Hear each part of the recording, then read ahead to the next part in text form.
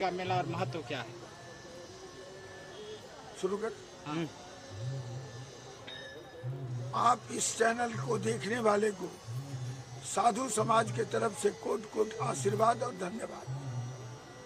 जो आप लोग आकर के इस कांद्रा में हम लोग साधना में लिप्त हैं, उस लिप्त में आप आकर के लोगों को जागृत करने का काम किया है।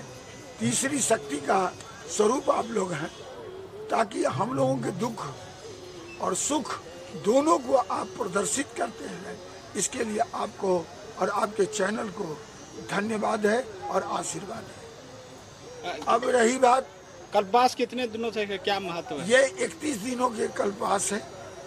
और कल्पवास जब शुरू हुआ तो जानकी जी जब अयोध्या में गए और वहां से जो लौटे तो यहीं पर उनका डोला रुका और कहे कि हम यहाँ पर मिथिलांचल की धरती को नमन करते हुए 1 महीना गंगावास किए। वही परंपरा आज तक हम लोग कुछ दिन के लिए मुगल साम्राज्य के समय में इसको तोड़ दिया गया था, तो उसके बाद फिर चालू हुआ और आज हम लोग वहां तक पहुंच चुके हैं जहां से हम लोग ये नसीब कभी सोचते भी नहीं थे कि ऐसा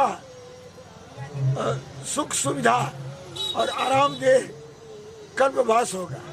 आज तो हम लोग देख रहे हैं यहाँ लोग मरने के लिए आते थे। जब हम यहाँ आए थे तो करीब 35 को ऐसे कल्पवासी थे जो कहते थे कि महाराज जी मुझे आशीर्वाद दीजिए कि मेरा शरीर यहीं छूट जाए।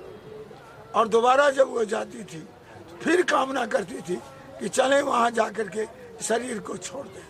पर आज ये देखिए क्या है, जो रिटायरमेंट करने के बाद यहाँ आते हैं कि अब हमको आप गुरुकुल में एडमिशन करवा लीजिए ताकि मेरा जीवन जो है सिक्योर्ड हो सके। और ये सिक्योर्ड करने के लिए, सनातन धर्म को बचाने के लिए ये लोग अपने आप को मेरे संस्था में समर्पित कर दिए हैं। मैं सोचता हूँ कि ऐसा अगर होता रहेगा तो आने वाला पीढ़ी कम से कम 1 महीना के लिए पूरे मिथिलांचल सिमरिया की धरती पर आकर के और अपने आप को शांति का महसूस करेंगे। अभी तो कुछ पुराने लोग भी आ जाते हैं, कुछ नए लोग भी आए हैं, जिसको आने के बाद एहसास हुआ है कि हम 10 वर्ष पहले क्यों नहीं आए। कोई कहते हैं कि मैं 5 वर्ष पहले क्यों नहीं आया, इतना आनंद क्यों नहीं मिला। ये होता था कि पहले होता था क्या कि हम डिबिया बार करके भोजन करते थे। आज यह है कि आज हमको यहाँ पर जो खलसा में रहती है वो कहती है कि मेरे यहाँ बॉल नहीं लगा है।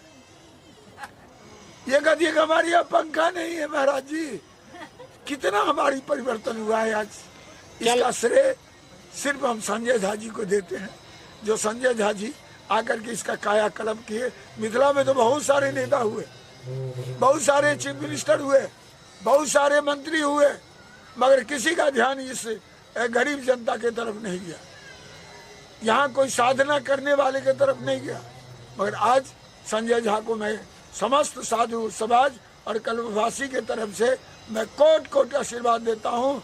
जो आपने जो किया है, आप अमर हो गए हैं। मरने के बाद भी आपको ये मिथिलांचल की धरती आपको याद करता रहेगा। मुख्यमंत्री जी ने इतनी बड़ी 118 करोड़ की सौगात दिया था और जिसका कायाकल्प अब लमसम अंतिम चरण में है, क्या कहना चाहेंगे? नहीं, ये अंतिम चरण नहीं कहा जाए, ये अंतिम चरण, ये तो शुरुआत हुआ है। और मैं आशीर्वाद देता हूँ कि फिर मुख्यमंत्री ये बने रहेंगे और जब तक इसका पूरा कायाकल्प नहीं होगा, क्योंकि यहाँ पर अब सारे सामने में बोले हैं। और संजय झा जी मेरे ये खलसा में आकर के बोले थे, खलसा में आकर के बोले थे कि हम जब तक हरिद्वार की तरह नहीं बनाएंगे तब तक हम चैन की निद्रा नहीं सोएंगे, क्योंकि मिथिलांचल का ये एक हृदय स्थली है और यहाँ से मिथिलांचल की शुरुआत होती है। इसलिए उसका जब तक पूरा नहीं होता है तब तक इसको हम अंतिम चरण नहीं कहते, ये तो शुरुआत चरण है।